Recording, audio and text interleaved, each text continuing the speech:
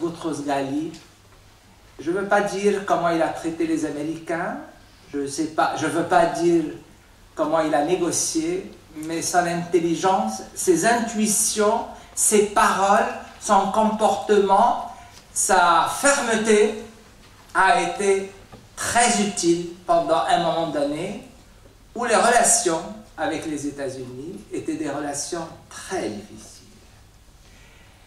Et vous m'accordez aussi le fait de dire qu'actuellement, nous vivons presque des mêmes difficultés. Monsieur Charvin, je vais lui laisser tout à l'heure aussi la parole, et je salue à votre nom tous de remercier Monsieur le maire de Bourg-la-Reine, le maire de ma ville où je suis, qui a donné beaucoup de temps pour œuvrer et livrer ce colloque. Œuvrer dans le domaine où on se voyait beaucoup de temps pour qu'on puisse essayer de travailler au mieux. Il m'a donné beaucoup de temps pour m'écouter, écouter l'Égypte, écouter tout ce qui se passe en Égypte pendant un moment. Et je le remercie à vous tous, à votre nom. Je vous demande tous d'applaudir le travail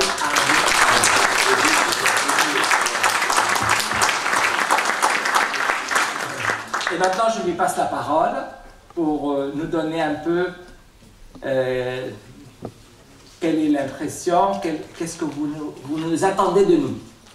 Mon cher, c'est à vous de continuer, parce que vous voyez, comme c'est un joueur de rugby renommé, non, c'est à vous de continuer, puisque vous donnez la parole vous-même à chacun des conférenciers, et c'est vous qui avez cette responsabilité particulièrement difficile de leur demander de synthétiser leurs propos. Donc vous venez de le faire, puisque les 3 heures se sont limitées finalement à 10 minutes. Réussissez maintenant pour nos amis. Ok, merci mille fois, monsieur le maire. Je donne la parole à son Excellence Boutros Ghali. Merci.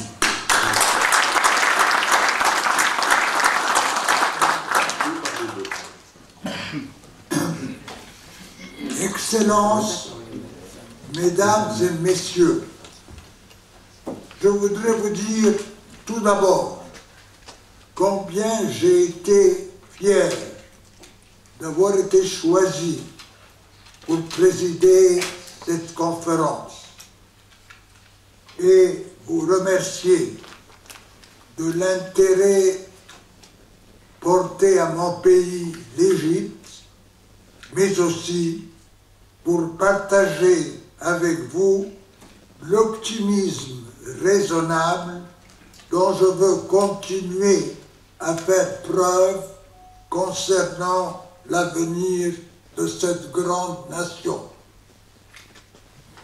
L'avenir de l'Égypte est indissociable de son passé parce que les ambitions qu'elle est en mesure et en droit de nourrir pour demain sont et seront toujours à la mesure du rôle majeur qu'elle a joué durant des décennies dans le monde arabe, sur le continent africain et plus largement à l'échelle planétaire.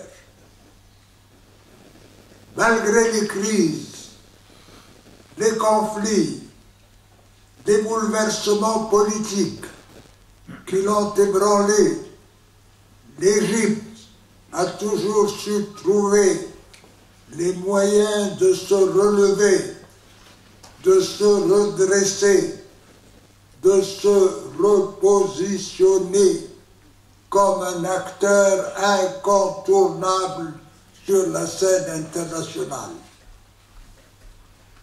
On ne peut penser à l'Égypte de demain, à ses ambitions pour demain, sans se rappeler que l'Égypte a commencé à jouer un rôle à l'échelle planétaire dès la fin du XIXe siècle avec le percement du canal de Suez. On ne peut penser à l'Égypte de demain, à ses ambitions pour demain, sans se rappeler, parmi tant d'autres faits, sa détermination à soutenir le peuple palestinien et l'OLP, sa détermination à signer un accord de paix avec Israël et à maintenir des rapports de normalisation malgré les agressions, sa détermination à favoriser une intégration avec le Soudan en dépit de son conflit avec le Sud, sa détermination à renforcer sa présence en Afrique et à appuyer politiquement, financièrement, logistiquement les différentes phases de la décolonisation.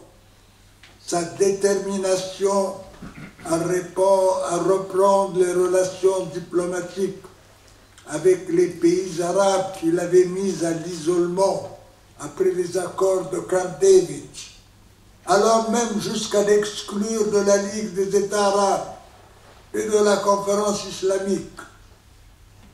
Sa détermination aussi à relancer le non-alignement affaibli par la fin de la colonisation et la fin de la bipolarité Est-Ouest, sa détermination enfin à redresser les rapports post-coloniaux avec le monde occidental, des rapports de nature certes très différents selon qu'il s'agisse des États-Unis, de la Russie ou de l'Europe.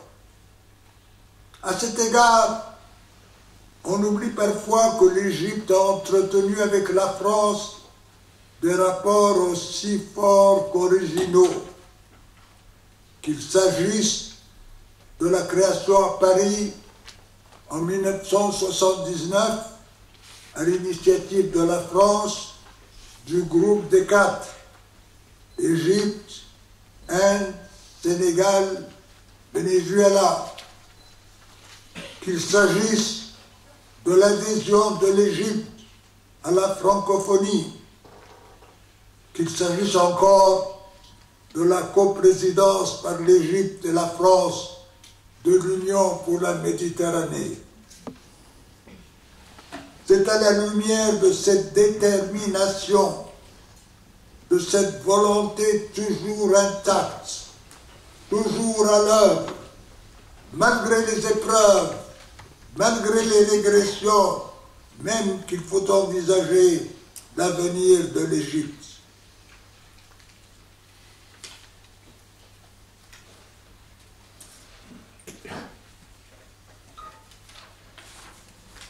Je ne minimise pas pour autant les difficultés de politique intérieure actuelle et où sera confrontée l'Égypte. Difficultés économiques, difficultés démographiques, difficultés liées à la gestion des eaux du Nil.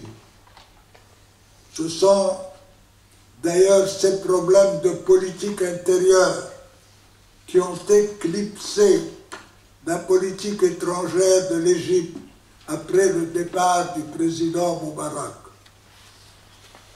L'Égypte est aujourd'hui une nouvelle fois à un tournant de son histoire. Le président El-Sisi a su mobiliser l'opinion publique égyptienne sur la voie de la reconstruction. Et il veut même, dans le même temps, que l'Égypte retrouve son leadership, non seulement à l'échelle régionale, mais aussi à l'échelle continentale et à l'échelle planétaire. Dans ce contexte de mondialisation, où les problèmes des uns sont devenus les problèmes de tous, où les solutions ne peuvent s'envisager que dans la coopération internationale, dans un contexte où la menace terroriste et intégriste est devenue transnationale, dans un contexte aussi où les flux migratoires vont en s'intensifiant et en s'accélérant. Nous avons tous un intérêt bien partagé à ce que l'Égypte retrouve ce rôle de leader, à ce qu'elle retrouve la voie de la stabilité, de la sécurité, de la prospérité, tout en s'ouvrant largement sur le reste du monde. En d'autres termes, les ambitions affichées aujourd'hui par l'Égypte du président Sisi doivent aussi être les vôtres, celles de la France, de l'Europe, de la communauté internationale dans son ensemble. Je vous remercie.